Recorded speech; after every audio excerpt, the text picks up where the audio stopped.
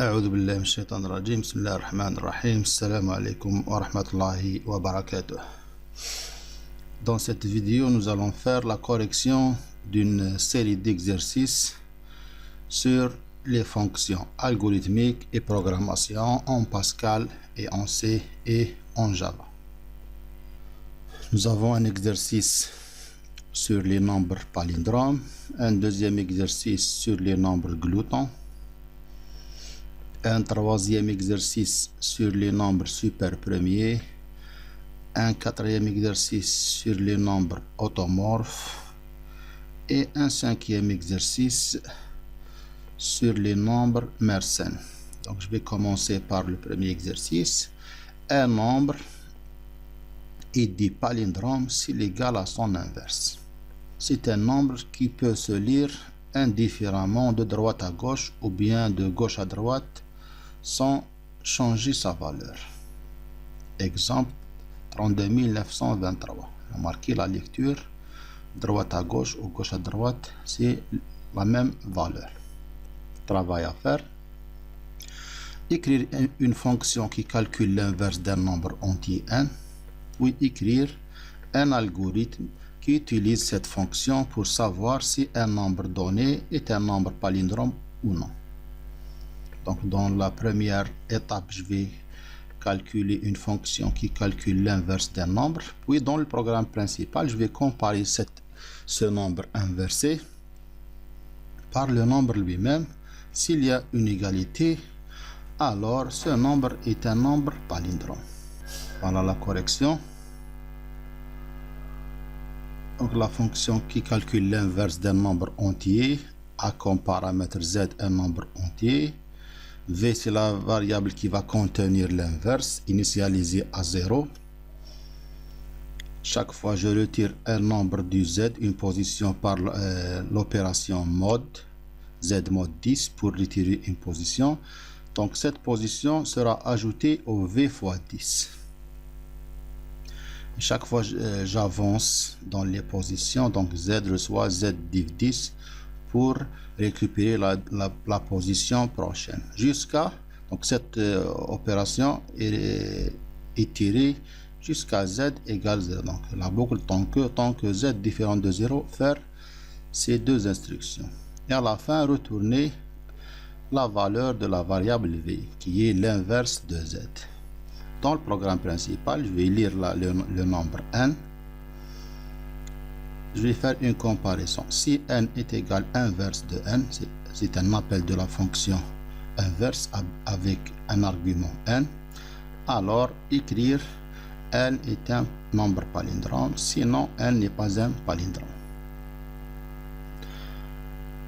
Voilà le programme équivalent en Pascal, la fonction inverse et le début du programme principal. L'appel de la fonction inverse dans le programme principal. Le programme équivalent en C, voilà la fonction inverse. Je peux écrire dans la partie déclarative que le prototype de la fonction, que cette ligne, et après la fonction principale, placer la spécification complète de la fonction inverse. Et voilà le programme principal. Même programme en langage Java. Voilà le programme principal. Et à la fin de la fonction, j'ai placé la fonction inverse. Exercice numéro 2. Un nombre est dit glouton lorsqu'il possède strictement plus de diviseurs que chacun des nombres inférieurs à lui. Exemple 12 est un nombre glouton. Remarquez 12.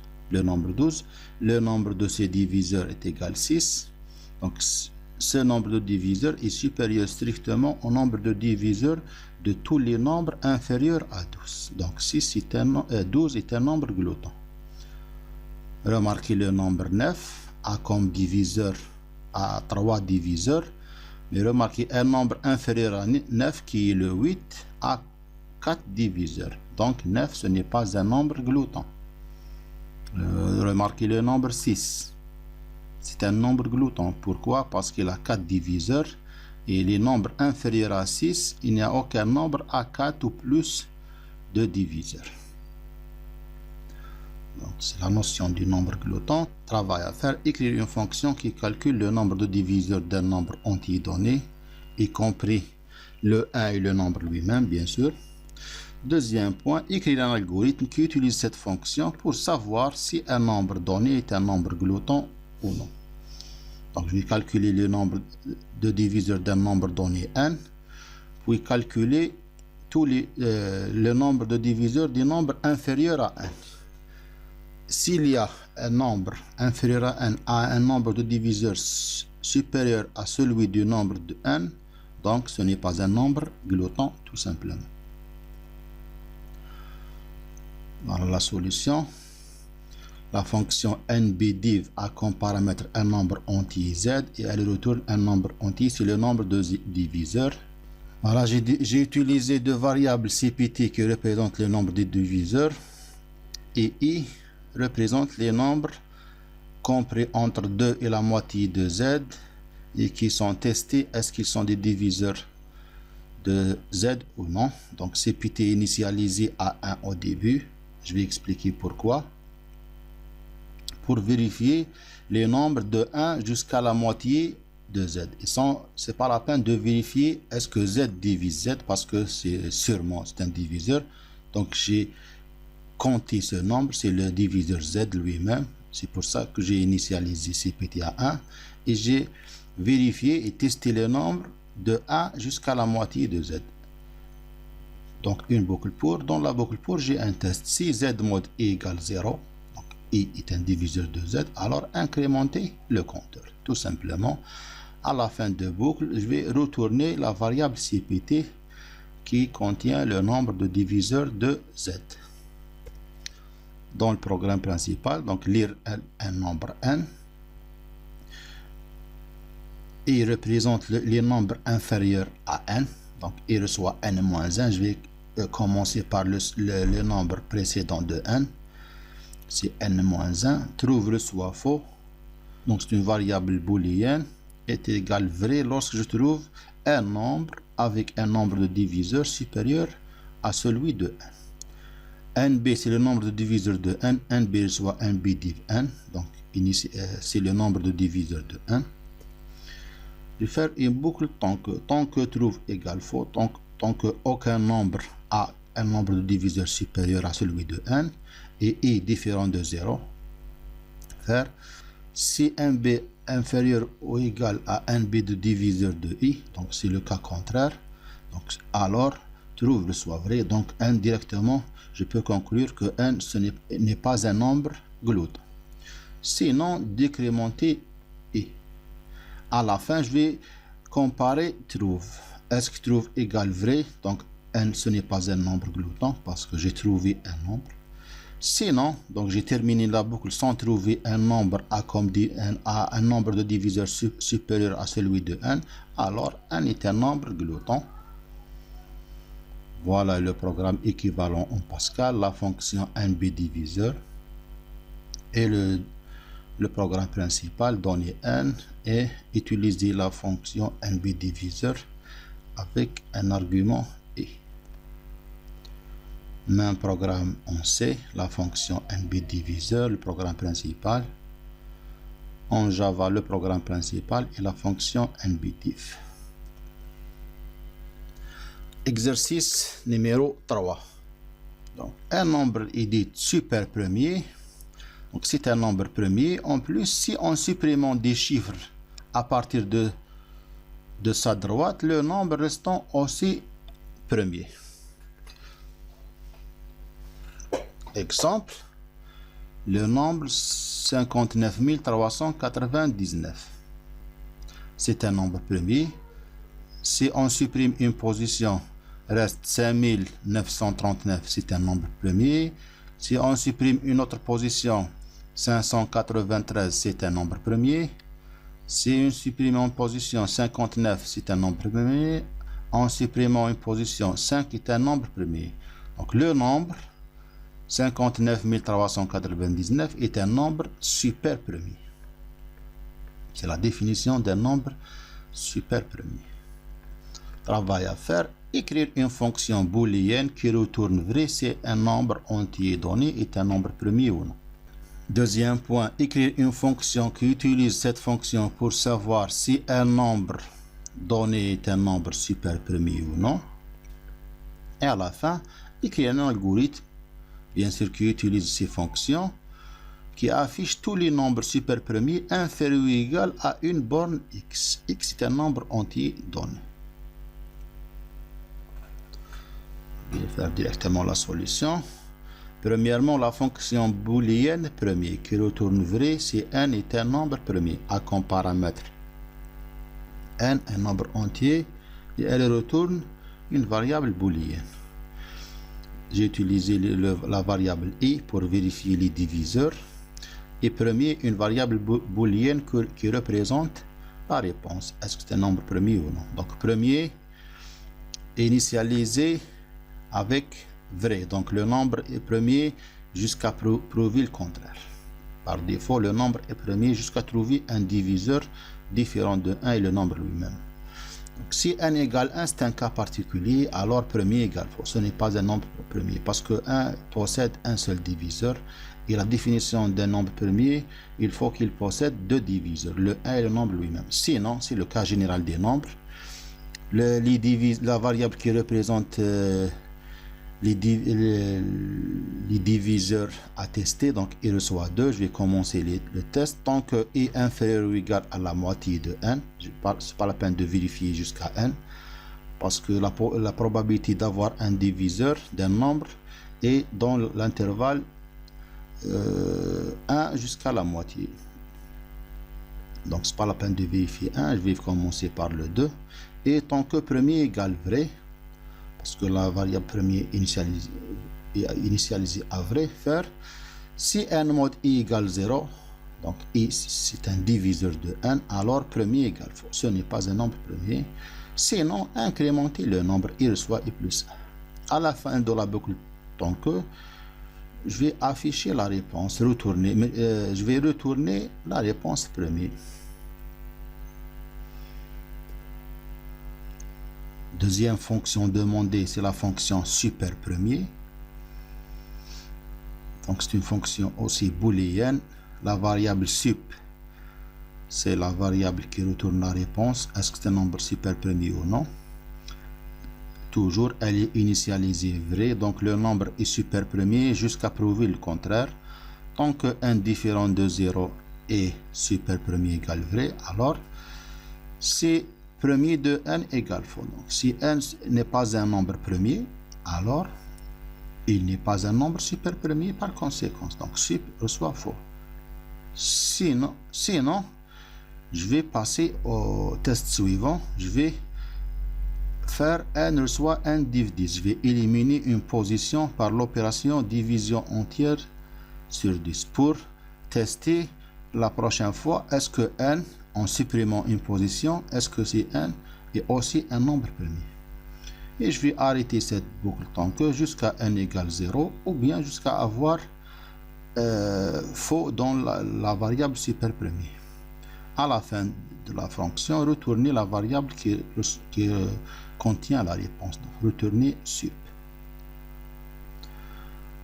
Maintenant, début de l'algorithme, lire x, lire la borne x. Pour i allant de 1 à x, faire chaque fois, donc i contient tous les nombres inférieurs ou égaux à la borne x. Donc, pour i allant de 1 à x, si super premier de i, alors afficher. Remarquez l'utilisation des fonctions simplifie considérablement le programme principal, l'algorithme. Remarquez, elle contient une boucle pour et un simple test et affichage de i. Le programme équivalent en Pascal, voilà la fonction premier, la fonction super premier et le programme principal. En C, la fonction booléenne premier, la fonction booléenne super premier et la fonction principale. Et même chose en Java, la fonction principale et les deux fonctions premier et super premier. Exercice numéro 4. Un nombre n est dit automorphe si son carré se termine par n. Exemple 25. n égale 25. Son carré est égal à 625. Donc remarquez, son carré se termine par n. Donc n est un nombre automorphe. Voilà la définition d'un nombre automorphe. Exemple 25, 376, 9376 sont des nombres automorphes. 36 n'est pas un nombre automorphe car le carré de 36 ne termine pas par 36. Travail à faire. Écrire une fonction qui calcule le nombre de positions d'un nombre entier donné. Donc, par exemple, le nombre de positions de n est égal à 2. Le nombre de positions de 376 est égal à 3. C'est la première fonction. Deuxième fonction, écrire une fonction qui calcule 10 à la puissance p. Calcule la puissance 10 à la puissance. Par exemple, si p égale 2, alors elle retourne 100. Si p égale 3, elle retourne 1000. C'est 10 à la puissance p. Bien. Troisième point, écrire une fonction booléenne qui retourne vrai si un nombre est un nombre automorphe. Et à la fin, écrire l'algorithme principal qui affiche tous les nombres automorphes inférieurs ou égal à une borne x. X est un nombre entier donné. Donc j'ai un nombre, par exemple 376. Je vais faire une petite analyse. Donc n est égal à 376. Je vais calculer son carré. Donc son carré est égal à 141 000. n au carré est égal à 141 376. Je vais calculer à l'aide de la fonction qui calcule le nombre de positions de n. Donc p, le nombre de positions de n est égal à 3. La deuxième fonction calcule 10 à la puissance p. Donc la puissance est égale, dans notre cas, égale 1000. Donc pour vérifier est-ce que n est un nombre automorphe, je vais calculer n au carré mode 1000. Donc elle va retourner cette valeur. Voilà. C'est n au carré mode puissance. Et je vais comparer cette valeur avec n. S'il y a une égalité, alors n est un nombre automorphe. Sinon, n, ce n'est pas un nombre automorphe. C'est l'analyse de cet exercice. Très bien. Je vais faire la correction. La fonction nbPos, c'est le nombre de positions de n. Elle a comme paramètre n entier et elle retourne un nombre entier. Donc nb, c'est le nombre de positions initialisé à 0. Tant que n différent de 0, incrémenter le nombre de positions et éliminer une position. n reçoit n div 10. Donc cette fonction, cette boucle est arrêtée jusqu'à n égale 0. Pour calculer le nombre de positions d'un nombre n, voilà, retourner nb. C'est la première fonction. Deuxième fonction qui calcule 10 puissance p. Elle a comme paramètre p, c'est un nombre entier, elle retourne un entier. La variable puissance, c'est la puissance de 10 puissance p. Elle est initialisée au début à 1. Une boucle pour y allant de 1 à p faire puissance reçoit puissance fois 10. Je vais multiplier plusieurs fois et successivement la variable puisse fois 10. À la fin, retourner puisse. La troisième fonction automorphe qui a comme paramètre n un nombre entier et elle retourne une réponse booléenne. Donc la variable carré reçoit n fois n, c'est le carré de n. P, c'est le nombre de positions de n. P reçoit nb pos de n. La puissance, c'est 10 puissance p. J'ai la variable puissance. Maintenant, je vais vérifier est-ce que n est égal, le carré de n mode la puissance. Si oui, alors la variable booléenne automorphe reçoit vrai. Sinon, automorphe reçoit faux. Retourner automorphe, la variable auto, appelée auto. Dans le programme principal, lire la borne x. Pour y allant de 1 à x, vérifier les nombres automorphes. Si automorphe de i égale vrai, alors écrire i. Et pour vérifier, écrire son carré aussi, i fois i. Voilà, remarquez la simplicité du programme principal grâce à l'utilisation des fonctions et le découpage modulaire. Le programme en Pascal équivalent, voilà la fonction mbpos. J'ai utilisé un long entier, long int, et le nombre de positions est un entier. La fonction 10 puissance p, la fonction automorphe booléenne et le programme principal. Même programme, voilà la fonction mbpos, la fonction long qui calcule 10 à la puissance p, c'est un entier long, la fonction booléenne automorphe et la fonction principale intme. Même programme en Java, la fonction principale et les fonctions secondaires. Exercice numéro 5. Un nombre est dit Mersenne s'il s'écrit sous la forme 2 puissance p moins 1, avec le nombre p est un nombre premier.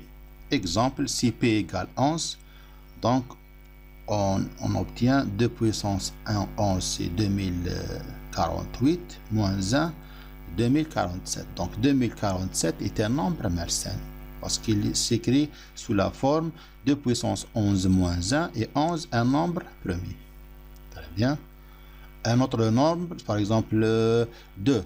Si p égale 2, c'est un nombre premier. Donc le nombre équivalent, c'est 2 puissance 2 moins 1 est égal 3. Donc n égale 3 est un nombre Mersenne. Un autre nombre premier. Par exemple, si p égale 3, c'est un nombre premier. Le nombre équivalent écrit sous forme de la puissance p moins 1, c'est 2 puissance 3 moins 1 est égal 7. 7 est un nombre Mersenne. Voilà. Ce sont des nombres, donc 3 et 7 sont des nombres Mersenne. Prochain nombre premier qui est le 5, donc 2 puissance 5 moins 1, c'est 32 moins 1. 31 est aussi un nombre Mersenne. Donc c'est la définition d'un nombre Mersenne. Travail à faire, écrire une fonction booléenne qui retourne vrai si un nombre entier donné p est un nombre premier. Deuxième point, écrire une fonction qui retourne le premier nombre supérieur à un nombre a donné. Donc le premier nombre suivant de a. Donc il te donne un nombre, par exemple 13, et tu cherches le premier nombre suivant de a de telle sorte que ce nombre suivant est un nombre premier. Par exemple 13, le suivant 14, non, 15, non, 16, non. Elle retourne 17 si a égale 13. Troisième point, écrire une fonction qui calcule 2 puissance p, avec p un nombre donné. Et à la fin, écrire un algorithme qui utilise ces fonctions pour afficher tous les nombres Mersenne inférieurs ou égaux à une borne x. Voilà, l'idée principale, c'est démarrer d'un nombre premier, p. Le premier nombre premier, c'est 2. Calculer le n équivalent, c'est 2 puissance 2 moins 1. Donc c'est un nombre Mersenne, afficher ce nombre. Le nombre premier suivant, c'est le 3. Calculer le n équivalent et afficher ce n. Le nombre premier suivant, c'est le 5. Calculer le nombre Mersenne équivalent, c'est 2 puissance 5 moins 1. Et itérer les itérations jusqu'à n supérieur à x. Donc c'est l'idée de la solution de cet exercice. Très bien. La fonction premier qui retourne vrai c'est un nombre premier, elle est déjà traitée dans l'exercice précédent. La deuxième fonction, c'est la fonction qui donne le premier nombre suivant de a. Avec a un nombre entier, remarquez, incrémentation de a reçoit a plus 1, et une boucle tant que qui incrémente le a jusqu'à obtenir un nombre premier. Remarquez, tant que premier de a égale faux, tant que donc a n'est pas un nombre premier, faire incrémenter a jusqu'à obtenir un nombre premier suivant. Retourner a, donc c'est le nombre premier demandé. La fonction qui calcule 2 puissance p, donc c'est la puissance est initialisée à 1, je vais faire une multiplication successive fois 2. Donc pour e allant de 1 à p, faire puisse reçoit puisse fois 2 et retourner puisse à la fin. C'est une fonction simple qui calcule la puissance de 2. Programme principal, voilà, lire x, lire la borne. Le premier nombre premier initialisé à 2, calculer le n Mersenne équivalent, voilà, n égale 2 puissance 2 de ce 2 moins 1, donc afficher n, donc la boucle répétée, écrire n, donc afficher le nombre Mersenne. Chercher le nombre premier suivant, remarquez, P reçoit premier suivant de P, donc elle cherche le nombre premier suivant, puis calculer le nombre n équivalent, c'est 2 puissance P moins 1, et ces trois instructions sont itérées plusieurs fois jusqu'à dépasser la borne x. Voilà le programme en Pascal, la fonction premier suivant, la fonction de puissance et le programme principal. Même programme en langage C, fonction premier suivant et de puissance et la fonction principale et le programme équivalent en Java. Donc on a terminé la correction de ces 5 exercices. Une petite remarque, dans la description du vidéo, vous pouvez trouver les liens des playlists et chaque playlist est réservée pour un cours. سبحانك اللهم وبحمدك أشهد أن لا إله إلا أنت أستغفرك وأتوب إليك.